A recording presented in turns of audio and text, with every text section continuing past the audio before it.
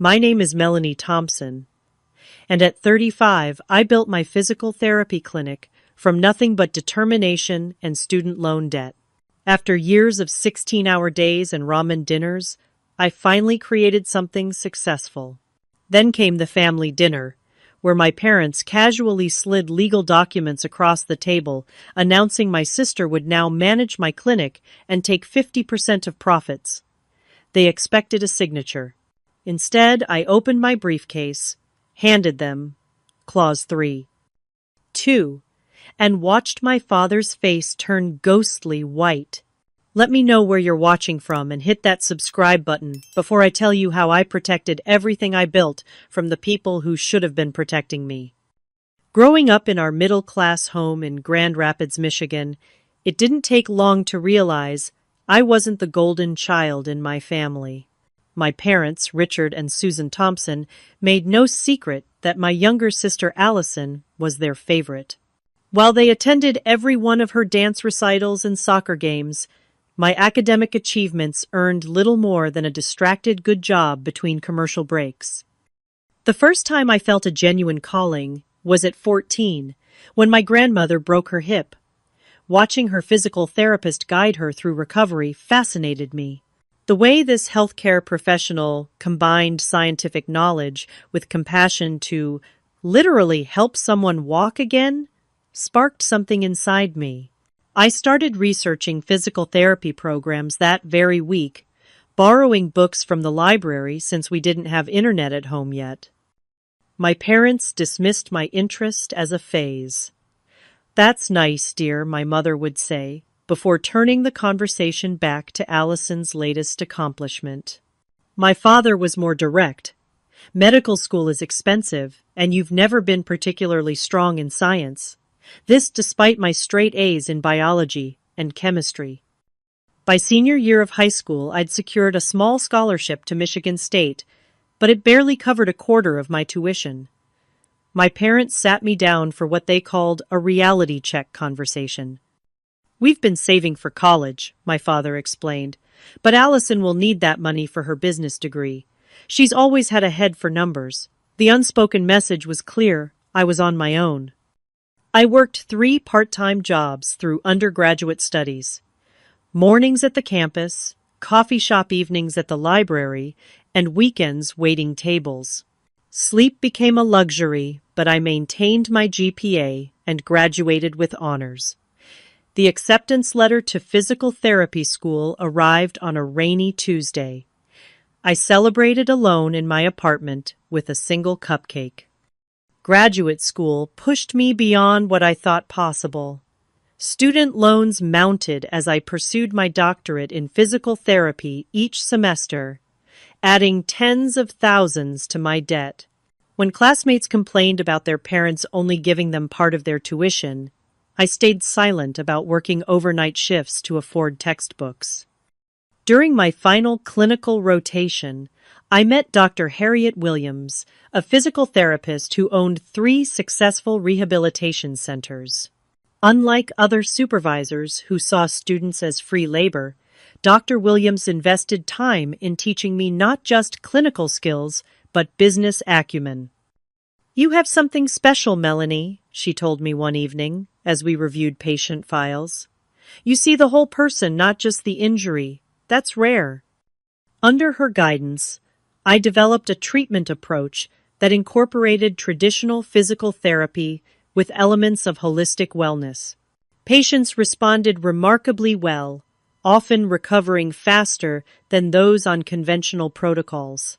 Dr. Williams encouraged me to document my methods, laying the groundwork for what would later become my clinic's signature approach. When I graduated with my doctorate, Allison attended the ceremony, but spent most of it texting. My parents came for the obligatory photos, but left immediately after for Allison's apartment warming party. Dr. Williams was the one who took me to dinner and gifted me my first professional stethoscope.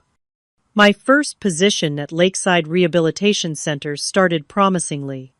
The facility director appreciated my innovative approaches, and patients requested me specifically. However, office politics quickly soured the experience.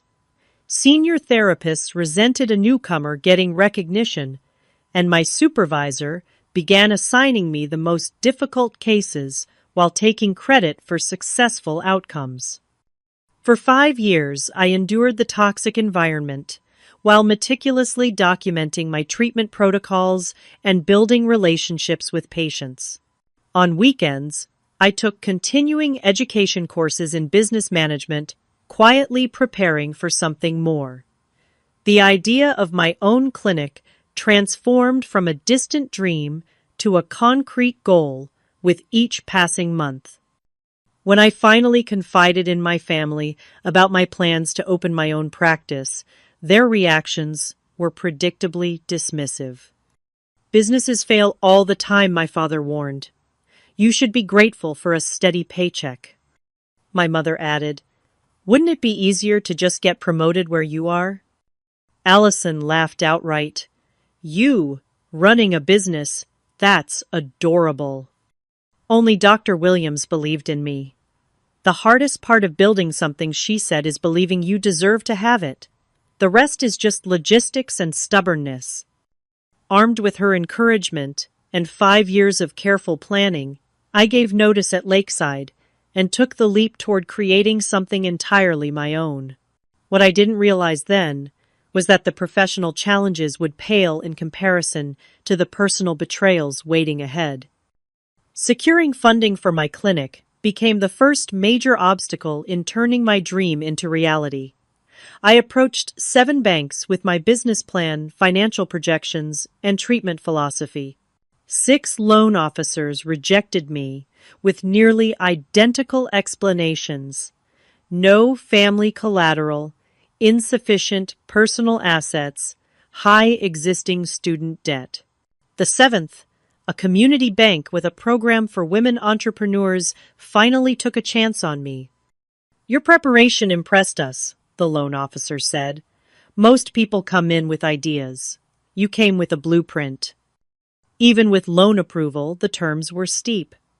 The interest rate reflected my high-risk status, and I had to put up my car and every penny of savings as collateral. One financial misstep would cost me everything, but I signed the papers without hesitation.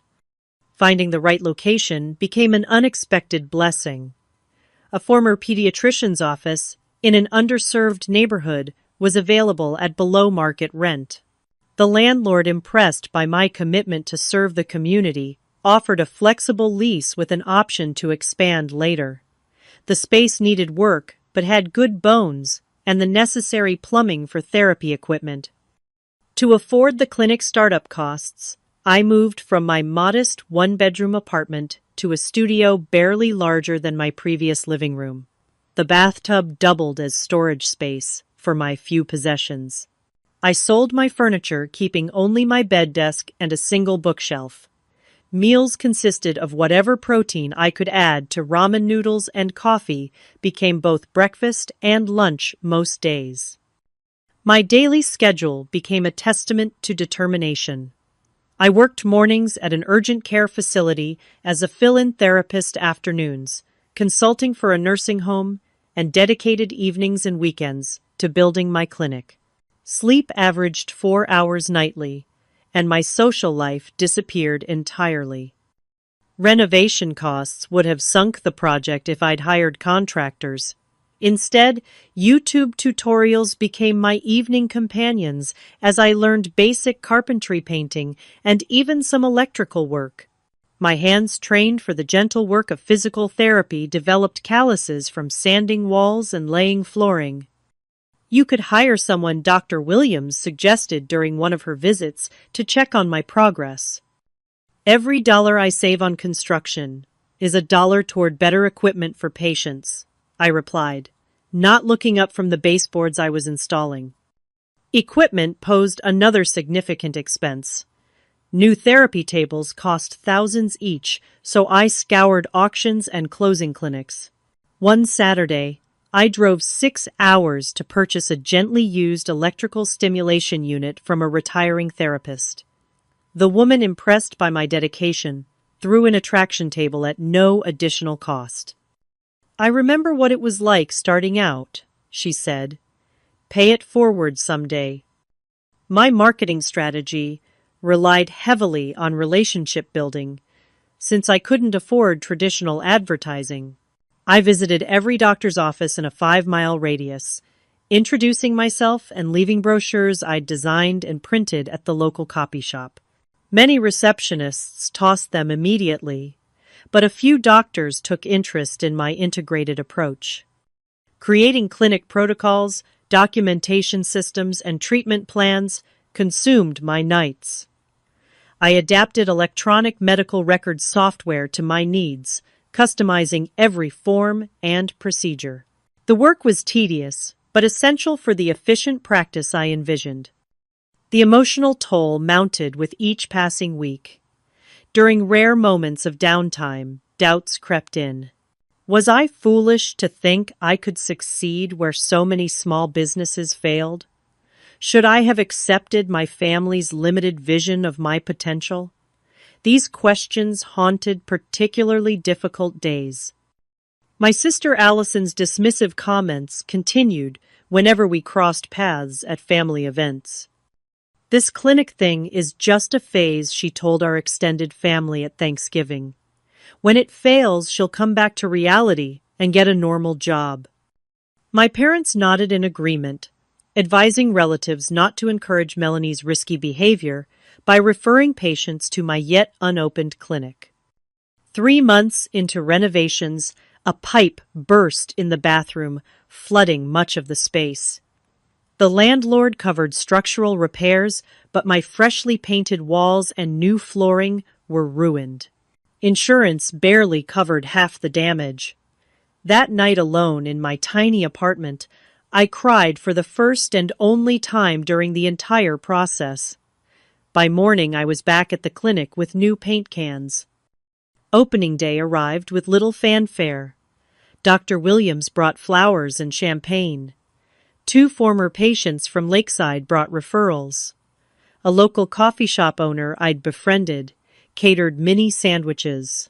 My family sent a generic congratulations text that misspelled the clinic's name. I placed the flowers prominently in the reception area and tucked the champagne away for a true victory celebration someday. The first 3 months of operation tested every ounce of my resolve. Some days passed without a single patient. I used the time to refine procedures and personally call doctors who had expressed interest. By month 4, I was seeing enough patients to cover basic expenses, but nothing more. I continued working weekend shifts at the urgent care to pay my personal bills. Most evenings, I stayed late reviewing patient outcomes and adjusting treatment protocols.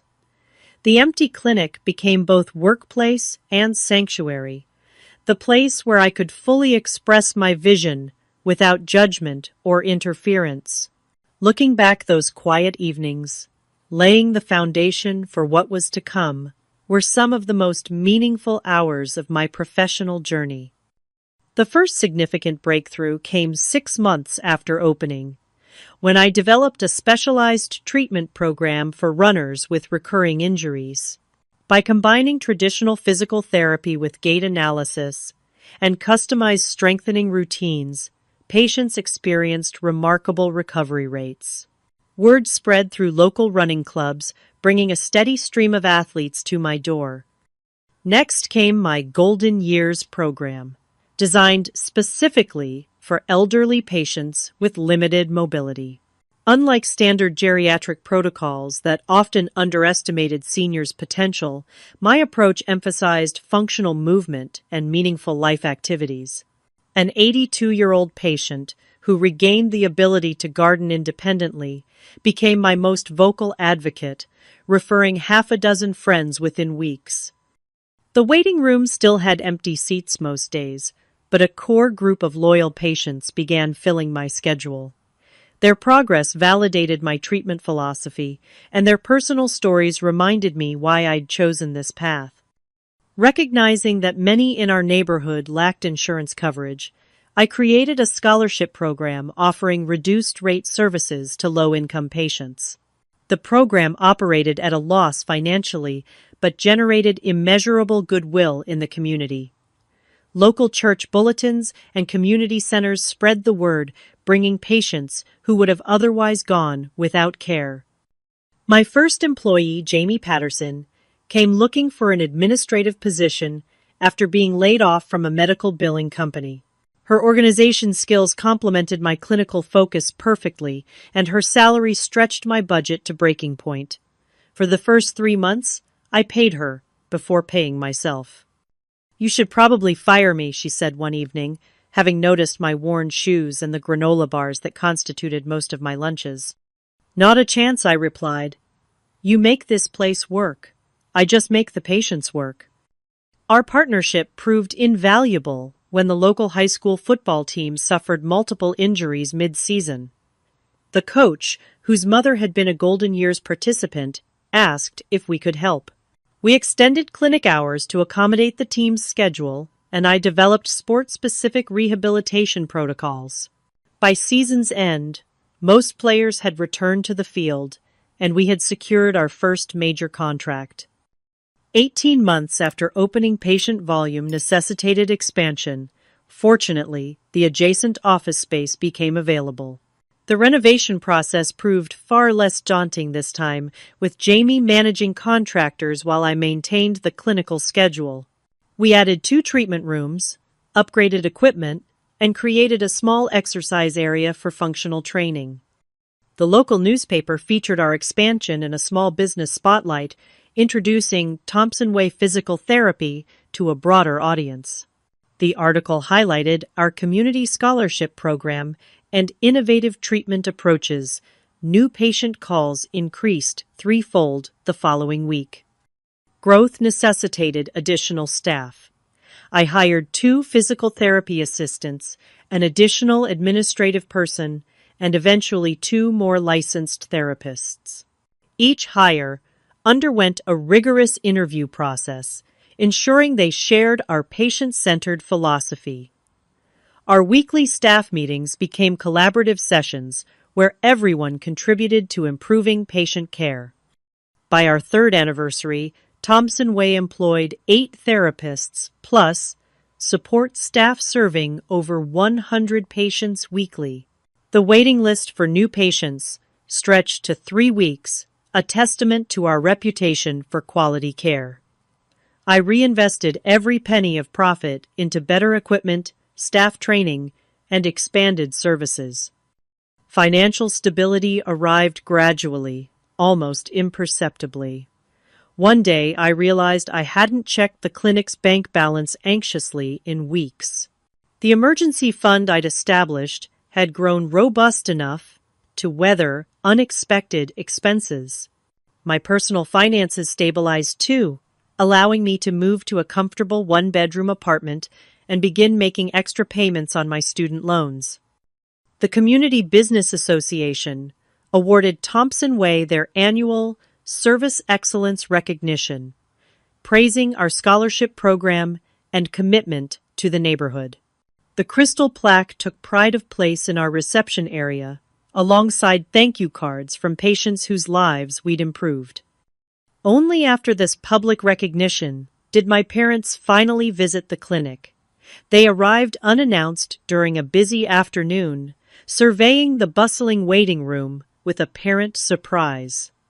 "So this actually worked out," my father commented, his tone suggesting he'd expected to find an empty, failing business. My mother added, "It's smaller than I imagined, despite the clinic now occupying 3 times its original space." They declined my offer to tour the treatment areas, staying barely 15 minutes before leaving for a lunch date with Allison. Neither mentioned the award prominently displayed at the front desk.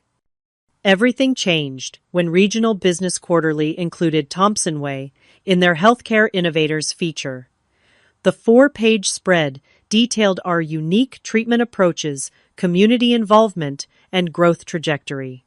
A professional photographer captured our team in action, and the writer described the clinic as revolutionizing physical therapy care in the region.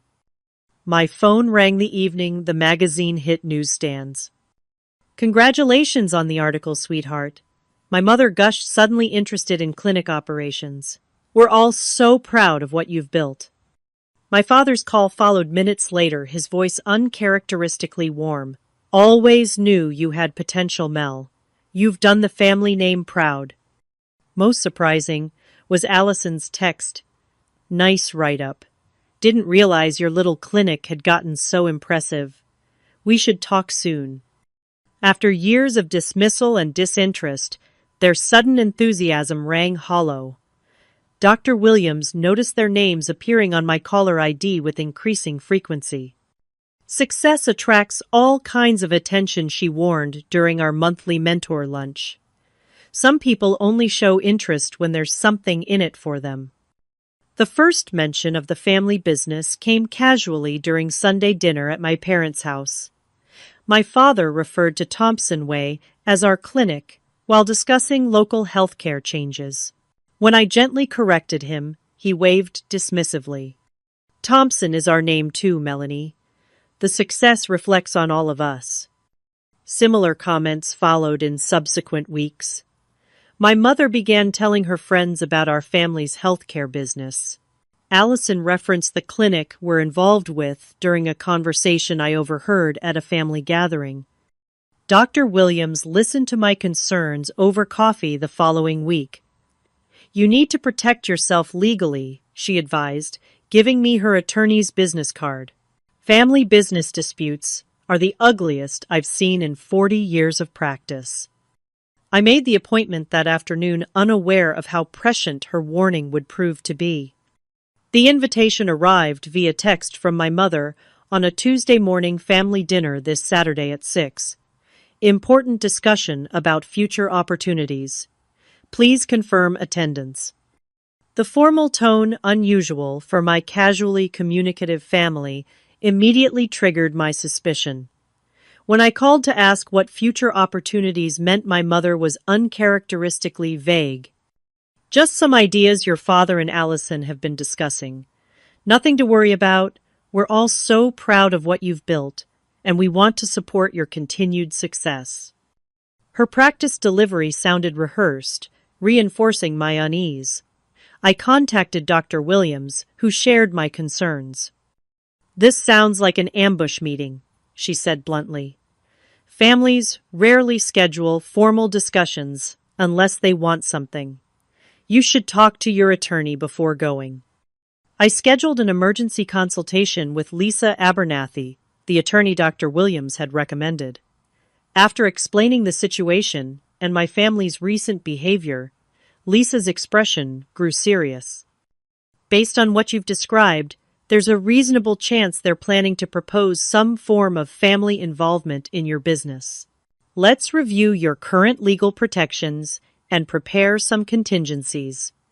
We spent 2 hours examining the clinic's operating agreement, ownership structure, and bylaws. Lisa prepared additional documentation to bring with me, all securely organized in my leather briefcase. Be prepared, but don't go in defensive, she advised. Let them reveal their agenda first. And remember, no matter what they propose, you're not obligated to agree to anything on the spot. Saturday arrived with a knot of anxiety in my stomach. I dressed professionally in the same outfit I'd worn for the business magazine interview. The briefcase felt heavy with its contents as I drove to my parents' suburban home. Allison's BMW was already in the driveway when I arrived. She answered the door wearing a tailored blazer and pearls, a striking departure from her usual casual weekend attire. Her smile seemed fixed, her handshake overtly formal. Melanie, so glad you could make it. Mom and Dad are in the living room. Can I get you a drink, water, wine? The artificial brightness in her voice confirmed this was no ordinary family dinner. I declined the drink and followed her into the living room, where my parents sat stiffly on the sofa. A folder of papers lay conspicuously on the coffee table. Dinner proceeded with unusual attention to formalities. My mother had prepared my favorite foods from childhood, an obvious attempt to create a warm, nostalgic atmosphere. Conversation remained superficial, focusing on safe topics like weather and neighborhood news. No one mentioned the clinic or the important discussion that had prompted the gathering. Only after serving dessert did my father clear his throat and adopt what I recognized as his business tone from years of hearing him negotiate on phone calls. Melanie, we've been thinking about your clinic and its future growth potential. The family has been discussing how we might contribute to taking Thompson Way to the next level. My mother nodded enthusiastically. We're so proud of what you've built, sweetheart. It's time to make it a true family legacy. My father retrieved the folder from the living room and placed it beside my plate. We've taken the liberty of drafting some preliminary paperwork to formalize our arrangement. Opening the folder revealed professionally prepared legal documents with Thompson Way Physical Therapy Restructuring Agreement emblazoned across the top. Skimming the first page, phrases like family partnership management restructuring and profit distribution jumped out immediately. We see enormous potential in expanding Thompson Way. My father continued his confidence, suggesting the deal was already concluded. Allison's business degree and corporate experience provide exactly what you need to scale operations. Allison straightened in her chair. I've already identified 3 potential locations for satellite clinics. With my management expertise and your clinical knowledge, we could triple revenue within 18 months. My mother reached for my hand across the table. This is what family is for, dear. Supporting each other's ventures. We always envisioned all of us working together someday. My father flipped to page 3 of the document, pointing to a signature line. The agreement is straightforward. Allison becomes co-manager with equal decision-making authority. The Thompson family receives 50% of all profits moving forward. In exchange, we contribute the Thompson name and business connections. The audacity momentarily left me speechless. They had prepared legal documents, planned expansion strategies, and divided my company's profits without a single prior consultation with me, the founder and owner. We've already discussed this with Uncle Robert, my father added, referencing his brother who managed several local businesses. He's prepared to invest in the second location once we finalize this agreement. My mother squeezed my hand. This is what you've always wanted, sweetheart. Family recognition and support. Allison slid a pen toward me. I can start on Monday. I've already given notice at my current position. The presumption was breathtaking. After years of minimal interest and active discouragement, they now expected to walk into half ownership of my successful business. The business I had built while they doubted, dismissed, and diminished my efforts at every turn. I'd like to review the entire document first, I said, keeping my voice neutral despite the anger building inside me. I turned pages, slowly absorbing the extent of their planned takeover while they watched expectantly. My father shifted impatiently. It's all standard family business arrangement language, nothing to be concerned about. We should sign tonight so Allison can begin transition planning tomorrow. I continued reading methodically, noting provisions that would effectively give Allison veto power over all business decisions, despite her complete lack of healthcare experience. Another clause required my consultation with my father before making any expenditures over $5,000. The document even included provisions for bringing other family members into management roles at later dates. Just sign already, Allison said, her facade of professionalism slipping. We're doing you a favor by bringing proper business management to your little clinic. With deliberate calmness, I closed their document and reached for my briefcase. The weight of my briefcase felt reassuring as I placed it on the dining table. My family watched with curious expressions as I entered the combination and retrieved a slim folder with the Thompson Way logo embossed on its cover. Before we proceed with your proposal, I said evenly, I'd like you to review some existing documentation. My father's expression shifted from impatience to confusion. What documentation? The business is a simple sole proprietorship, isn't it? Actually, no. Thompson Way Physical Therapy has been a professional limited liability company since inception. I opened the folder and removed several stapled documents.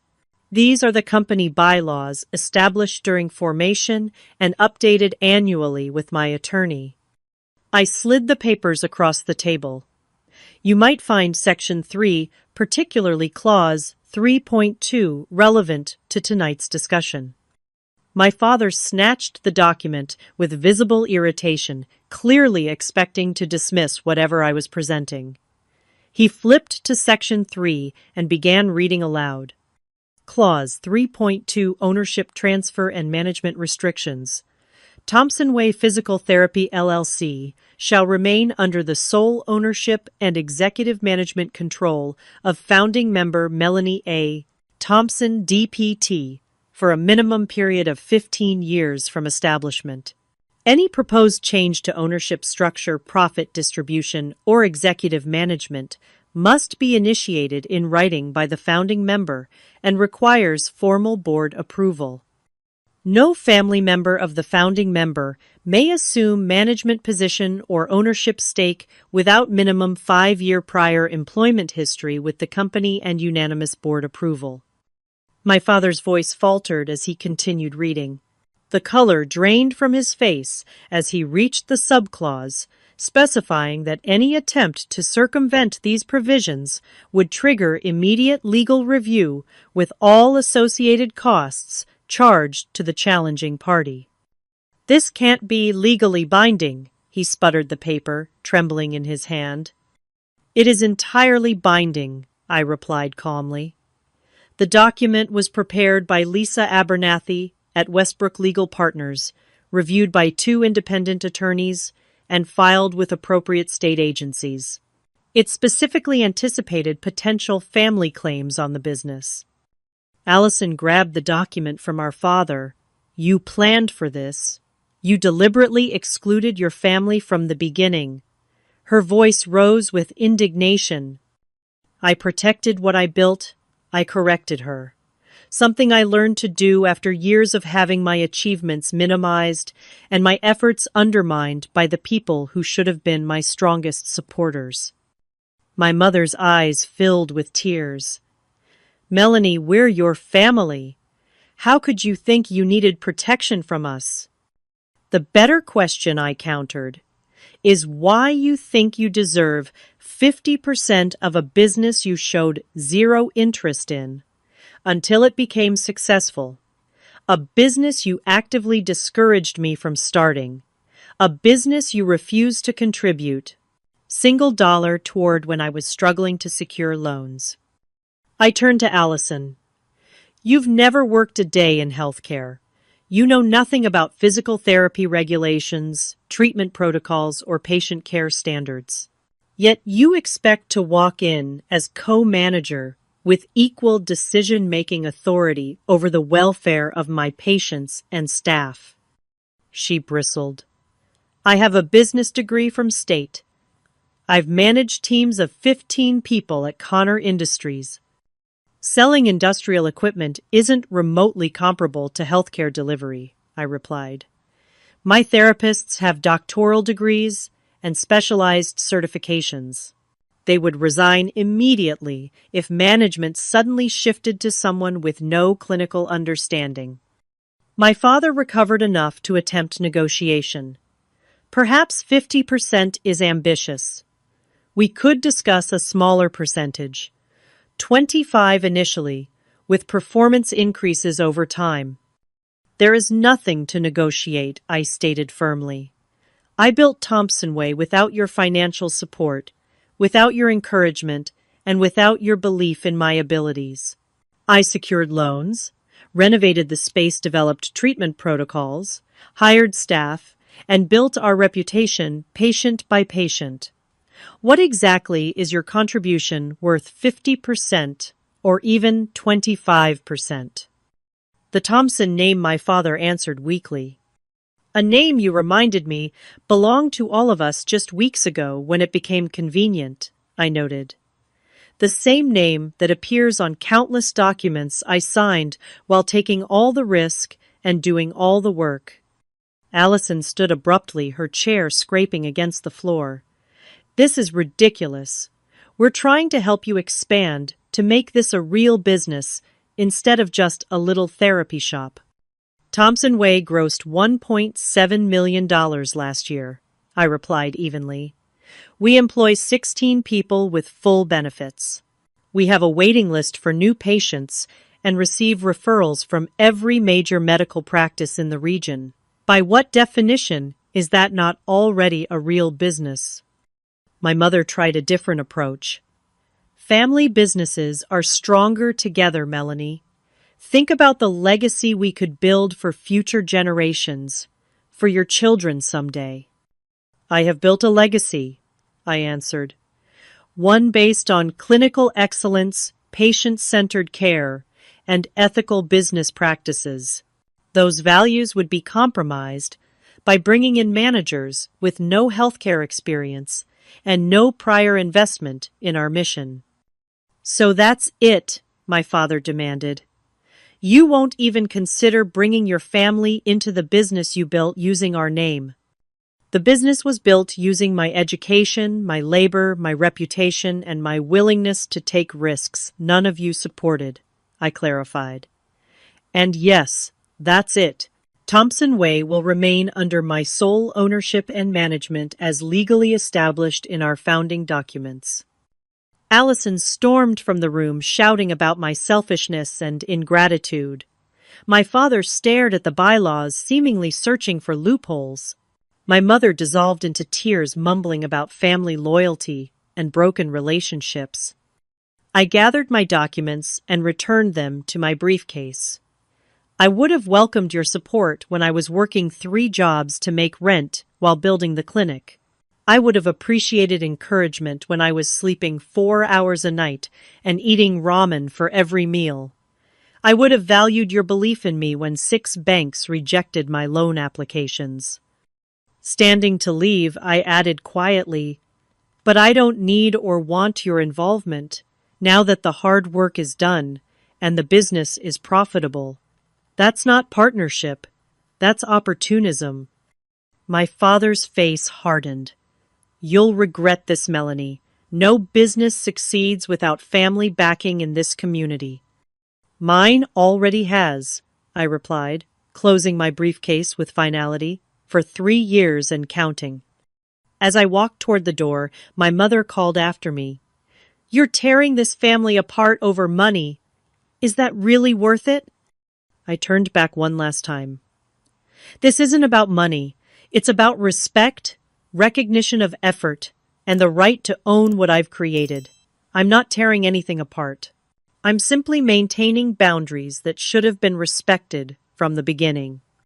Driving away from my childhood home, I felt a complex mixture of emotions. Grief for the supportive family I'd never had. Anger at their entitlement and manipulation. But beneath those feelings lay something unexpected relief. For years, I'd sought validation from people constitutionally unable to provide it. Recognizing the truth felt like putting down a burden I'd carried far too long. The barrage began before I reached home that night. Text messages from Allison accused me of always thinking I was better than the family and throwing away our chance to be successful together. My father's voicemail started professionally, but devolved into threats about consulting his attorneys to review my documentation for weaknesses. By Sunday afternoon, my mother had called 7 times, alternating between tearful pleas about family unity and guilt-inducing monologues about parental sacrifice. I listened to each message, but returned none of the calls, needing time to process what had happened. Monday morning brought the first wave of extended family involvement. Aunt Patricia called the clinic, directly bypassing my cell phone, which I'd silenced. Your father tells me you've rejected the family's generous offer to help grow your little therapy practice, she began without greeting. After all they've done for you, this is how you repay their love. Similar calls followed from two uncles and a cousin each, reciting versions of the same narrative. My ungrateful rejection of family support, my selfish hoarding of business success, my inexplicable desire to go it alone when family resources were available. The version of events circulating clearly omitted key facts that my family had contributed nothing to building the business, that they'd actively discouraged its creation, that they'd shown interest only after profitability was established, and that their generous offer involved taking half the profits without financial investment or relevant expertise. The professional impact materialized quickly. A referring physician mentioned casually that Allison had reached out to express concerns about patient care standards at Thompson Way. A hospital administrator who had been discussing a potential contract suddenly became unavailable for meetings after playing golf with my father. The emotional toll proved harder to manage than these external challenges. Years of seeking approval from my family had created deeply ingrained patterns that therapy helped me recognize but couldn't immediately resolve. Sleep became elusive, and concentration during patient sessions required increasing effort. Jamie noticed the change immediately. "You're not yourself," she observed during a rare, quiet moment between patients. "Whatever's happening, remember you've built something exceptional here. We all see it, even if some people don't." Her support prompted me to share the situation with my core staff. Their unanimous outrage and immediate offers of support provided unexpected comfort. These people who worked alongside me daily understood the clinic's values and my commitment to patient care in ways my family never had. Dr. Williams invited me to dinner at her home, creating a safe space to process the betrayal. "Family business disputes are uniquely painful," she acknowledged. "The business aspects entangle with childhood dynamics and unresolved emotional patterns." She shared her own experience with siblings who had attempted similar maneuvers when her practice became successful. The hardest lesson was accepting that some people can only view relationships through the lens of what they can gain. It doesn't make them evil, just limited in their capacity for genuine support. Through Dr. Williams, I connected with a network of healthcare business owners who had navigated similar family challenges. Their stories varied in detail, but shared common themes: success attracting previously disinterested relatives, attempts to leverage family connections for business advantage, and the painful realization that establishing boundaries often meant redefining family relationships entirely. 2 weeks after the dinner confrontation, my parents appeared unannounced at the clinic reception desk. Jamie texted me immediately.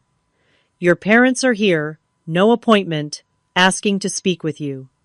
Security protocol." Months earlier, we had established procedures for handling potentially disruptive visitors after an angry patient's family member had caused a scene. I never imagined applying those protocols to my own parents, but their previous behavior warranted caution. Standard procedure: Conference Room B. Door remains open. Jamie stays within earshot. They appeared surprised when escorted to the conference room rather than my private office. My father carried a leather portfolio similar to the one that had held their original proposal. "We've reconsidered our approach," he began without preamble. "After consulting our attorney, we've developed a more equitable arrangement." He attempted to hand me new documents. I remained standing, hands clasped behind my back. "I've made my position clear. Thompson Way will remain under my sole ownership as legally established." "You're being unreasonable," my mother interjected. "We're offering valuable business connections and family reputation." Any business owner in town would jump at the expertise we're offering, my father added. Your stubbornness is preventing growth opportunities. My decision is final, I stated. If you've come only to revisit this topic, our conversation is concluded. I have patients scheduled. They left reluctantly after several more attempts at persuasion, my mother's parting comment, particularly revealing, "We just want what's best for the family business." It's not a family business, I corrected her. It never was. The following week brought a new challenge. Anonymous one-star reviews appeared on several healthcare rating sites, citing rude staff billing discrepancies and outdated treatment methods. Each used similar phrasing, despite supposedly coming from different patients. Our IT consultant traced the reviews to an IP address matching Allison's home internet service. With this evidence, my attorney sent a cease and desist letter addressing both the false reviews and ongoing attempts to interfere with business relationships. The escalation continued when my father emailed several staff members directly offering confidential discussions about exciting opportunities at a proposed new Thompson family healthcare venture. 2 employees reported this contact immediately. One admitted considering the offer until learning it was contingent on sharing internal Thompson Way operational details. Security measures became necessary. We implemented password changes, restricted access to sensitive documents, and installed additional cameras. I hated the growing atmosphere of suspicion, but recognized the need to protect what we'd built. The final ultimatum came via certified letter to my home address. My parents, writing as the Thompson family, stated their profound disappointment in my refusal to honor family obligations. The letter concluded with a clear choice: reconsider the family's involvement in Thompson Way or accept estrangement from the family unit. For days I carried the letter in my bag, reading it during quiet moments and searching for any indication they understood my perspective.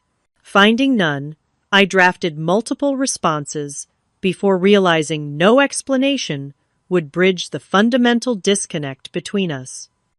They viewed my success as family property to be claimed and directed. I saw it as the hard-earned result of work they had neither supported nor valued until it proved profitable. These positions seemed irreconcilable. The grief hit unexpectedly during a routine patient evaluation.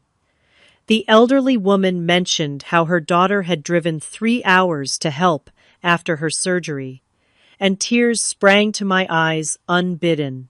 I excused myself momentarily, confronting the reality that while I'd built a successful business, I'd lost the possibility of the supportive family I'd always hoped for.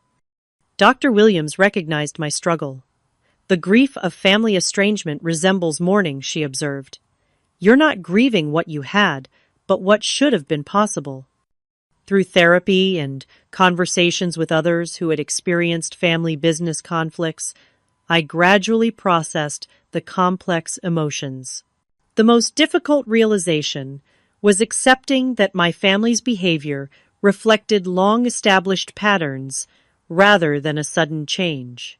Their current actions aligned perfectly with how they had always treated my achievements.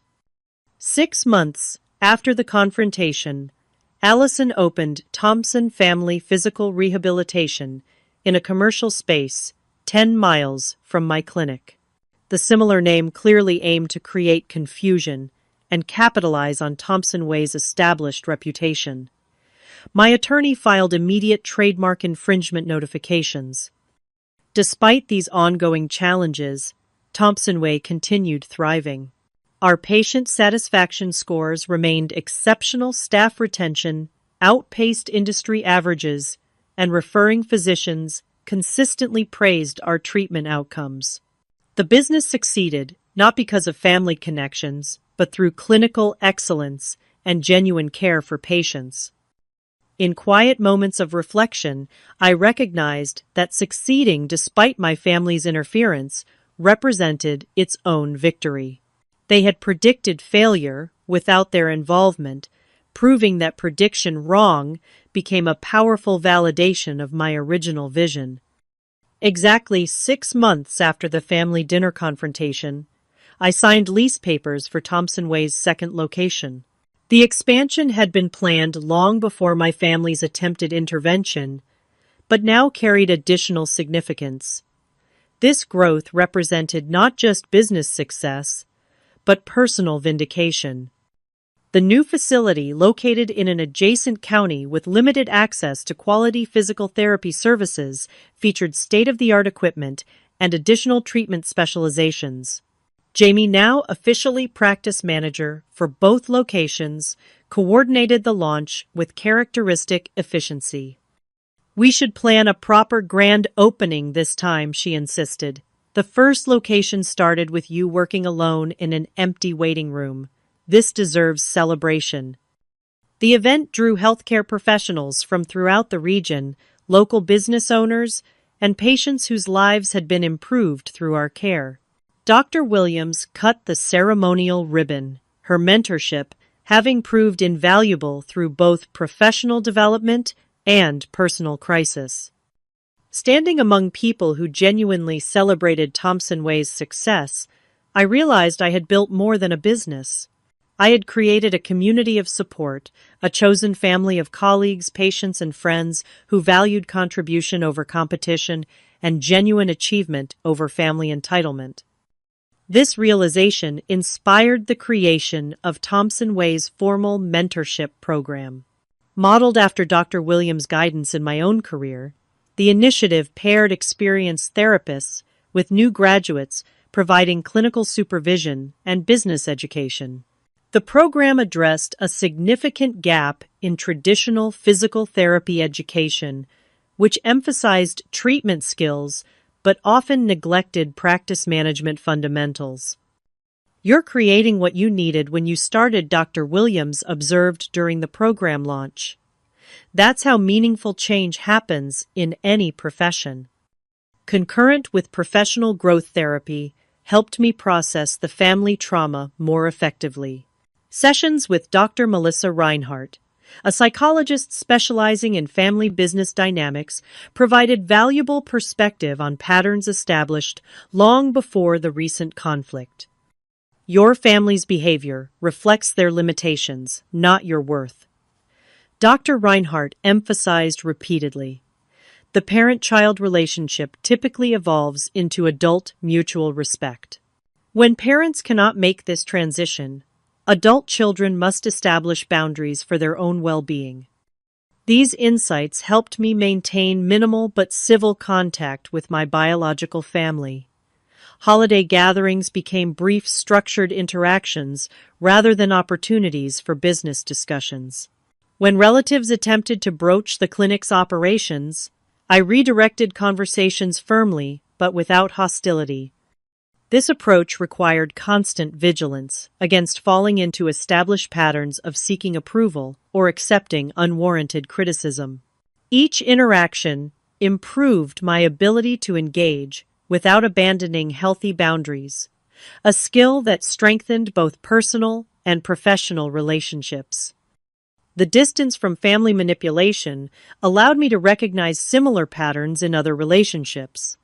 A vendor who used guilt tactics suddenly appeared manipulative rather than persuasive. A potential partner whose interests seemed contingent on business success reminded me uncomfortably of Allison's behavior. These recognitions allowed me to build connections based on mutual respect rather than obligation or advantage. 9 months after opening our second location, I developed a workshop titled Protection Strategies for Healthcare Entrepreneurs. Initially presented at a regional physical therapy conference, the program addressed both legal and interpersonal aspects of practice protection. Without specifically mentioning my family situation, I incorporated lessons learned from that experience alongside practical business advice. The workshop's unexpected popularity led to invitations from other healthcare associations. Helping practitioners protect their professional efforts while navigating complex relationships became a secondary mission beyond patient care. Many attendees shared similar stories of boundary challenges with family colleagues or business associates. Your presentation helped me recognize patterns I couldn't name before, wrote one physician who had almost signed partnership papers with manipulative colleagues. Setting boundaries isn't selfish. It's necessary for sustainable practice. This broader impact provided meaning beyond business success, transforming difficult experiences into valuable lessons for others. The work became healing in itself, converting personal pain into professional purpose. Nearly a year after our confrontation, an unexpected letter arrived at my home address. My father's distinctive handwriting covered 3 full pages with something I'd never witnessed from him: self-reflection. "I've spent months angry about your refusal to include family in your business," he wrote. "Recently, I've begun considering why you felt such protection necessary. Looking back at our response to your early career choices, I recognize patterns of dismissal and conditional support that likely contributed to your caution. While I still believe family businesses have unique advantages, I acknowledge our approach was fundamentally flawed. Your success deserves recognition on its own terms." The letter concluded without demands or expectations, simply expressing hope for a relationship based on mutual respect rather than business entanglement. Its sincerity remained uncertain, but the acknowledgement itself marked a significant shift from previous interactions. My response, sent after careful consideration with input from Dr. Reinhardt, expressed appreciation for his reflection while maintaining appropriate boundaries. "I remain open to rebuilding our relationship as family members, with mutual respect for each other's separate professional endeavors," I wrote. "That process will require time and consistent demonstration of changed perspectives." Small steps followed gradually. My mother called occasionally limiting conversations to personal topics rather than business matters. My father attended a community fundraiser where I presented on Thompson Way's scholarship program, offering genuine congratulations afterward. Allison remained distant, her competing clinic struggling without the established reputation and clinical expertise that distinguished Thompson Way. These tentative reconciliation attempts progressed on my terms, with boundaries firmly established and consistently maintained. Dr. Reinhardt described this as controlled contact rather than full reconciliation, an approach that protected my well-being while allowing for potential relationship improvement over time. Throughout this complex family navigation, Thompson Way continued flourishing. Our second location reached capacity within 18 months, prompting discussions about a third facility. Staff expanded to include specialists in pediatric therapy, sports rehabilitation, and neurological recovery. The mentorship program partnered with 2 physical therapy schools to provide clinical rotations for doctoral candidates. The journey from struggling student to successful business owner had progressed through unexpected challenges and victories, teaching lessons beyond entrepreneurship. I learned that genuine support comes from respect for effort rather than expectation of benefit, that boundaries protect not just business assets, but personal well-being, that success built on authentic value withstands attempts at manipulation or appropriation. Most importantly, I discovered that building something meaningful requires protecting it appropriately, whether from external competitors or family entitlement. The briefcase containing Clause 3.2 remained in my office as a reminder that preparation and foresight had preserved what passion and persistence had created. Looking toward the future, I feel neither bitterness about past family dynamics nor anxiety about potential interference. The business stands securely on its own foundation, its success determined by the quality of care we provide rather than family connections or external validation. Have you ever had to protect something you built from people who should have been supporting you? How did you handle that difficult situation? I'd love to hear your stories in the comments below. If this resonated with you, please like this video and subscribe to hear more journeys of building success on your own terms. Remember, sometimes the strongest foundations are built by those who were told they couldn't succeed without help. Thank you for listening to my story, and I wish you courage in protecting what matters most to you.